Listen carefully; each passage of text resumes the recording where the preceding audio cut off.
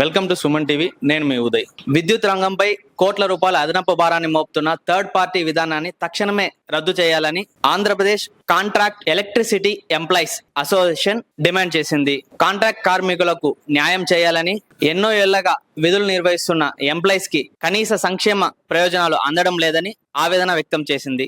సమస్యల పరిష్కారం కోసం చేపట్టిన 100 రోజుల ఉద్యమంలో భాగంగా ఆగస్టులో రాష్ట్ర స్థాయి నిరసన కార్యక్రమం నిర్వహించనున్నట్లు ప్రకటించింది. ఆ వివరాలు ఇప్పుడు చూద్దాం.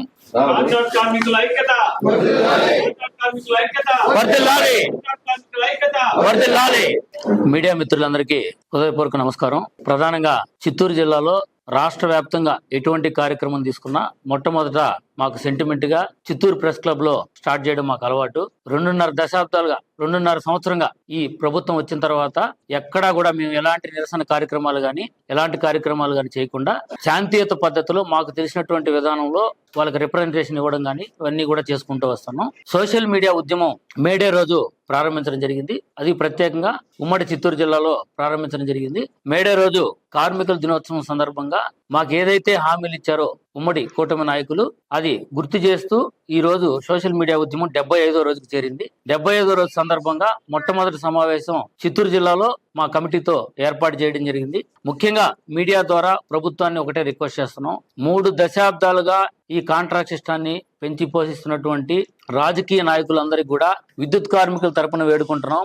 మీరు రాజకీయాల్లో ఉన్నప్పుడు వాగ్దానాలు చేయడం మామూలే, కానీ విద్యుత్ కార్మికులు హుదూ తుఫాను, తిత్లీ తుఫాను, కరోనా లాంటి కష్టకాలాల్లో మేము ఆదుకుంటూ మా యొక్క విధుల్లో ఎటువంటి నిర్లక్ష్యం లేకుండా బాధ్యతాయుతంగా మేము పనిచేస్తున్నాం. ఒకటే రిక్వెస్ట్ చేస్తున్నాం రాజకీయ పార్టీలందరికీ కూడా, మీరు గత ప్రభుత్వంలో జగన్మోహన్ రెడ్డి గారు పాదయాత్రలో మొట్టమొదట ఈ చిత్తూరు జిల్లాలోనే కలవడం జరిగింది. ఇడుపులపాయ నుంచి ఇచ్చాపురం వరకు పాదయాత్రలో మమ్మల్ని రెగ్యులరైజ్ చేస్తానని చెప్పి హామీ ఇచ్చారు.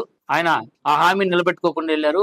అది గుర్తు చేస్తూ గౌరవ ఇప్పుడున్నటువంటి మంత్రివర్యులు నారా లోకేష్ గారికి పాదయాత్రలో యువగలంలో మేము రిక్వెస్ట్ చేసినప్పుడు ఆయన ఆర్టీపీపీ కేంద్రంగా మాకు హామీ ఇచ్చాడు. జగన్మోహన్ రెడ్డి మిమ్మల్ని మోసం చేశాడు, మేము వచ్చిన వెంటనే మిమ్మల్ని రెగ్యులరైజ్ చేస్తామన్నారు. అదేవిధంగా గౌరవ ఉప ముఖ్యమంత్రి వర్యులు శ్రీ కొనిదెల పవన్ కళ్యాణ్ గారు కూడా అదే విధంగా మాకు జనసేన జనవాణి కార్యక్రమంలో హామీ ఇవ్వడం జరిగింది. మేము ఎందుకు గుర్తు చేస్తున్నామంటే రాజకీయ నాయకులు వాగ్దానాలంతా ఎలా అయిపోయిందంటే మమ్మల్ని రాజకీయం కోసం ఈ విద్యుత్ సబ్స్టేషన్లలో ఒక నిధిలాగా ఈ విద్యుత్ సంస్థని వాడుకుంటున్నారు. ఈ కాంట్రాక్ట్ సిస్టాన్ని పెంచి పోషిస్తూ దాదాపు కాంట్రాక్టర్లు ఇంటి దగ్గర కూర్చోబెట్టి 150 కోట్ల రూపాయలు ప్రజాధనం వృధా అవుతుంది. ఈ రోజు 3 దశాబ్దాల పాటు పనిచేస్తున్నటువంటి కార్మికుడికి ఎటువంటి బెనిఫిట్ లేకుండా, రిటైర్మెంట్ అనేది కూడా చెప్పకుండా, కనీసం ఒక పూలమాల కూడా లేకుండా మనం ఇంటికి పంపించేస్తున్నాం. హైటెన్షన్ టవర్స్ మీద దగ్గర నుంచి కింద గ్రౌండ్ లెవెల్లో పనిచేసేటువంటి కార్మికుడి వరకు ప్రతి ఒక్కరూ 30 సంవత్సరాల పాటు పనిచేసి ఎటువంటి ఒక్క రూపాయి బెనిఫిట్ లేకుండా వెళ్ళిపోతున్నారు. కానీ మీరు రాజకీయ వాగ్దానాలు ఎలా ఉన్నాయంటే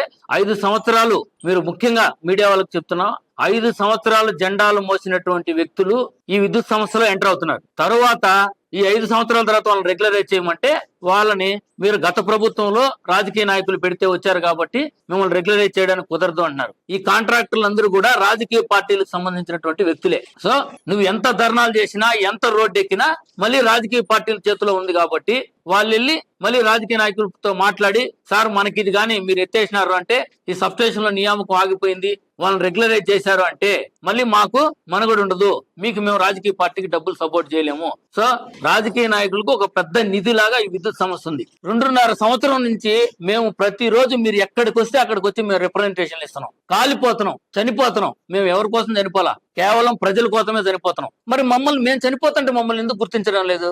అంటే మమ్మల్ని కూడా ఏదైనా చంపేస్తే, అంటే ఎవరి చేతిలో మేము చచ్చిపోతే మమ్మల్ని గుర్తిస్తారా? మేము ప్రజల కోసమే కదా చచ్చిపోతున్నాం, ప్రజల కోసమే కదా కాలిపోతున్నాం, ప్రజల కోసమే కదా మేము అర్ధాకలతో 3 దశాబ్దాలుగా పనిచేస్తున్నాం. ఇంకా ఎన్ని రోజులు అడుక్కోమంటారు మమ్మల్ని? అందుకే దీనికి అన్నిటికీ విముక్తి పలకడానికే సోషల్ మీడియా ఉద్యమాన్ని మేము కూడా అన్ని నియోజకవర్గాల్లో, మొత్తం రాష్ట్ర వ్యాప్తంగా కూడా 100వ రోజు తిరుపతి కేంద్రంగా ఒక సమావేశం ఏర్పాటు చేసుకొని మా కార్యాచరణ ప్రకటించబోతున్నాం. ప్రధానంగా మాకున్నటువంటి డిమాండ్స్ ఒకటే ఒకటి, 3వ పార్టీ విధానాన్ని వెంటనే రద్దు చేయాలి. తెలంగాణలో ఇప్పటికే రద్దు చేసి వాళ్ళందరినీ కూడా మాకన్నా 20,000 రూపాయల జీతం దాదాపు 8 సంవత్సరాలుగా తీసుకుంటున్నారు. 3వ పార్టీ విధానాన్ని వెంటనే రద్దు చేయాలి. అదేవిధంగా సమాన పనికి సమాన వేతనం. సుప్రీంకోర్టు చెప్పింది, మేము చెప్పింది ఏం అడగడంలే. గౌరవ సుప్రీంకోర్టు ఏం చెప్పిందో దాన్నే చేయమని చెప్పి అడుగుతున్నాం. ప్రధానంగా ఈ రిటైర్మెంట్ బెనిఫిట్ 3 దశాబ్దాల పాటు పనిచేసి రిటైర్మెంట్ బెనిఫిట్ లేకుండా పోతున్నారు. రేషన్ కార్డు తీసేశారు. రేషన్ కార్డు తీసే అంత జీతాలు మాకు వస్తున్నాయా? మాకు వచ్చేది 25,000 జీతం, 18,000, 16,000 మా జీతాలు. రేషన్ కార్డు ఎందుకు తీశారంటే మీరు విద్యుత్ సంస్థలో ఉద్యోగం చేస్తారండి. మేము 3 దశాబ్దాల పాటు పనిచేస్తూ కనీసం రేషన్ కార్డు కూడా లేనటువంటి ఎవరైనా దౌర్భాగ్యమైనటువంటి కార్మికులు ఎవరన్నా ఉన్నారా అంటే అది విద్యుత్ కార్మికులే. మాకు రేషన్ కార్డు కూడా రాదు, కనీసం సంఘంలో గౌరవం కూడా లేదు. కానీ మేము పని చేస్తున్నాం, వెట్టి చాకరీ చేస్తున్నాం. ఈ ప్రధాన డిమాండ్స్ మీద వెంటనే ప్రభుత్వం స్పందించాలని చెప్పేసి ఈ మీడియా ద్వారా మేము కోరుకోవడం జరుగుతుంది. ఈ రోజు సోషల్ మీడియా టీం మొత్తాన్ని కూడా ఇక్కడికి రావడం జరిగింది. అన్ని నియోజకవర్గాలకు సంబంధించి సోషల్ మీడియా వాళ్ళని కూడా మేమందరిని ఇక్కడికి ఇచ్చేసి మొత్తం అన్ని నియోజకవర్గాల్లో ఈ ఉద్యమాన్ని మరింత ఉధృతం చేసి ఉమ్మడి చిత్తూరు జిల్లాలో అదేవిధంగా 100వ రోజు రాష్ట్ర వ్యాప్తంగా కూడా కార్యాచరణ తీసుకుంటామని కూడా తెలియజేస్తాం.